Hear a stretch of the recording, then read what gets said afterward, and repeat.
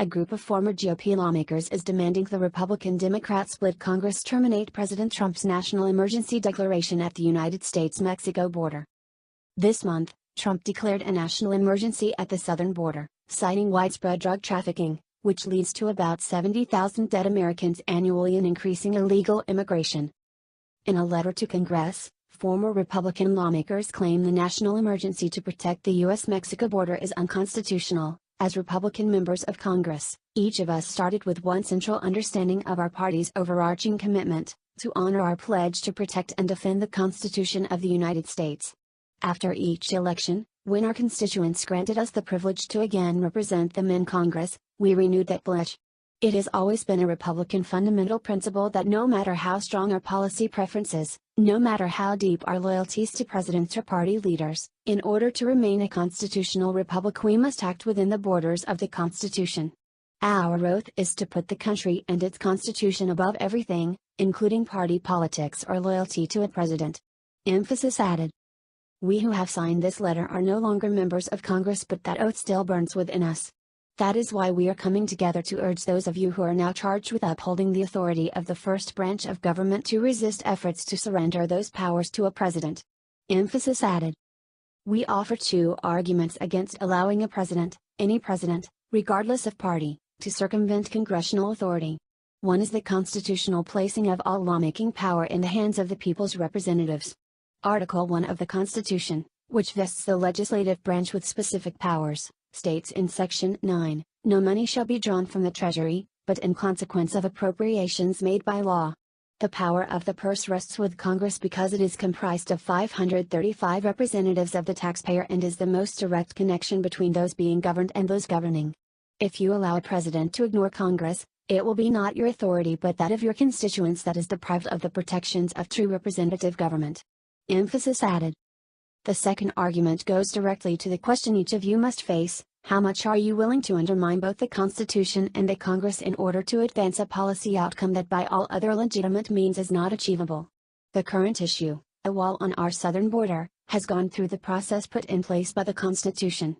It has been proposed by the President, it has been debated by Congress, and the representatives of the people allocated funding at a level deemed appropriate by Congress.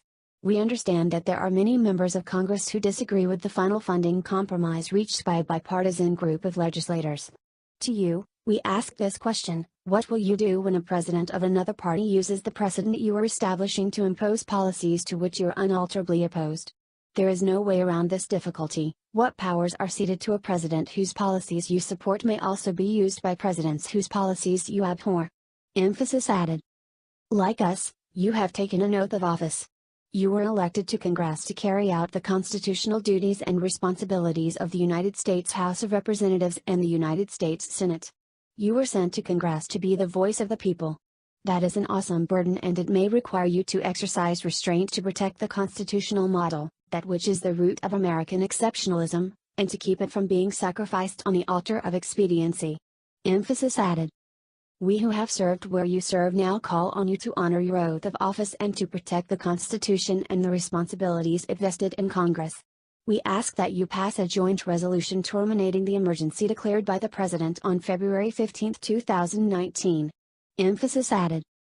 The former Republican lawmakers who signed the letter include Steve Bartlett of Texas, Douglas Baruter of Nebraska, Sherwood Bullard of New York, Rodney Chandler of Washington, William Klinger Jr. of Pennsylvania, Tom Coleman of Missouri, John Danforth of Missouri, Mickey Edwards of Oklahoma, David F. Emery of Maine, Chuck Hagel of Nebraska, Gordon Humphrey of New Hampshire, Nancy Johnson of Connecticut, James Kolb of Arizona, James Leach of Iowa, John LeBoutillier of New York, Richard Lugar of Indiana, P. McCloskey of California, Thomas Petrie of Wisconsin, Claudine Schneider of Rhode Island, Christopher Shays of Connecticut, Peter Smith of Vermont, Olympia Snow of Maine, and Alan Steelman of Texas.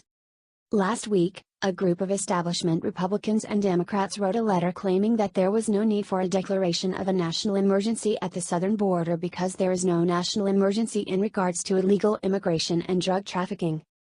This year, though, researchers project that up to 500,000 illegal aliens will successfully cross the U.S.-Mexico border and make it into the country, undetected by Border Patrol. Similarly, the country is on track for more than 600,000 border apprehensions in 2019, a level of illegal immigration that has not been seen since former President George W. Bush.